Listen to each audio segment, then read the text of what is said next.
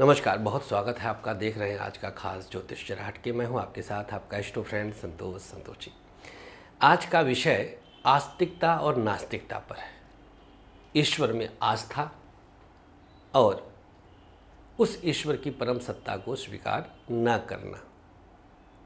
ठीक, दो होता है, आस्तिक नास्तिक। आस्था का योग और नास्तिकता का योग, आस्था न रखने का योग किन ग्रहों से होता है, कैसे बनता है, क्यों आखिर कोई उस परम सत्ता को स्वीकार नहीं करता, क्यों कोई कहता है कि नहीं नहीं भगवान भगवान कुछ नहीं होता, सब कर्म है, सब कर्म है, सब कर्म है। आखिर कौन से ग्रह उसको इस प्रकार के विचार देते हैं? यह एक ज्योतिष में शोध का विषय तो है ही है। हालांकि इस विषय पर बहुत सारे कार्यक्रम पहले भी औरों ने भी किया है, बहुत लोगों ने किया है। आज इसके एक अलग तरह के एंगल से हम आपका परिचय कराएंगे। इसका एक बहुत अलग एंगल बताएंगे हम। आप देखेंगे तो पुराने पौराणिक कथाओं में रावण, हिरण्यकश्यप आदि जो राक्षस थे, वो खुद को भगवान मानते थे कि हम ही सब कुछ हैं। वो उसके ऊपर किसी को नहीं मानते थे। और हस्र आपके सामने है, उन दोनों का दो नाम हमने लिए हैं, और भी तमाम सारे राक्षस प्रवृत्ति। तो राक्षस तत्व का बढ़ना ही देव तत्व के दबने का परिचायक होता है। ये एंगल देखिएगा, देव तत्व वाला, प्रभाव वाला, विषय वाला योग नहीं है, वो बाद की चीज़ है। राक्षस तत्व वाला ज़्यादा है, ये पहले है। और इसी पर वो विचार आ जाते हैं कि हम ही सब कुछ है, हम ही सब कुछ है, वो कुछ नहीं है। ये इसमें भी दोनों विषय देखिएगा। मतलब उसको झुठलाना ये अलग हो गया, और खुद को सर्वोपरि मानना ये अलग हो गया। तो नास्तिकता मतलब वही हम लेते हैं कि उस परम सत्ता सा कुछ है ही नहीं।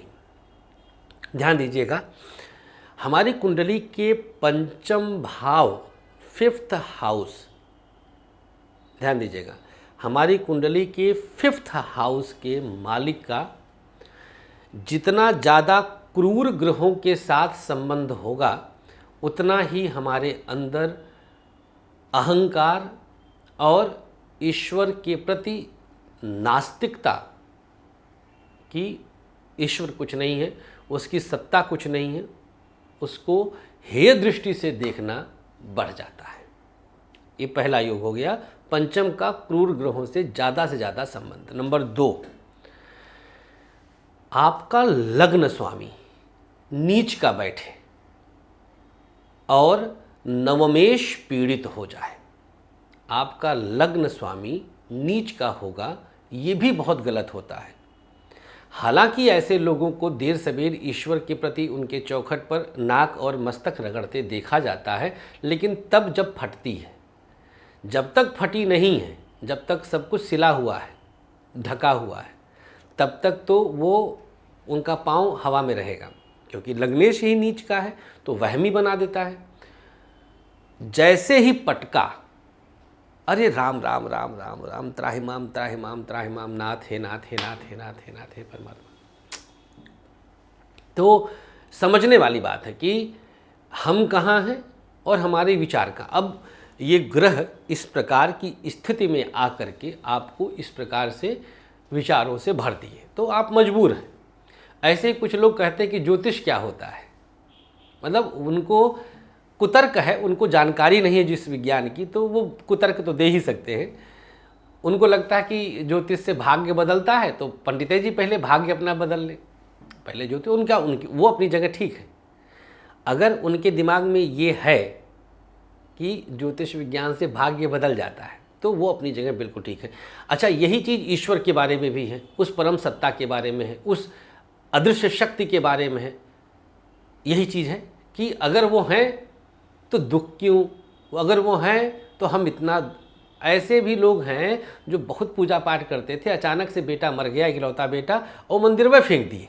हमने इस विषय पर लिया था एक वीडियो बनाया था इस पर एक कार्यक्रम कर चुका हूँ मैं, मंदिर फेंकना, बहुत हमारे पास आए हैं केस।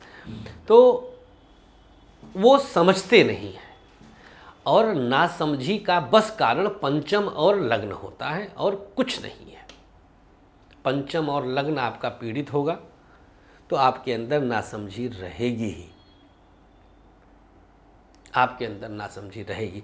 इसका हल क्या है, उपाय क्या है? कुछ ज़्यादा नहीं, एक गमले में एक केले का पौधा और तुलसी का पौधा एक ही जगह लगा दीजिए, एक ही गमले में, और उसके सामने घी का एक दीपक जलाइए और प्रार्थना करें माँ पिता कि जिसके भी अंदर नास्तिकता है कि हे नाथ सद्बुद्धि दो, हे माँ गायत्री सद्बुद्धि दो, हे भगवान विष्णु सद्बुद्धि दो, हे माँ तुलसी सद्बुद्धि दो।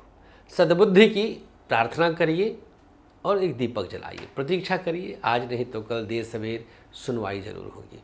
थैंक यू आपके प्यार के लिए। अनुमति चाहेंगे मुलाकात तो अभी फ़िलहाल 17 तक मुंबई में, और उसके बाद पटना, कलकत्ता, रांची, लखनऊ, 4 शहर। डेट्स नीचे चल रहा है, आप समय ले लीजिएगा। नमस्कार, श्री राधे।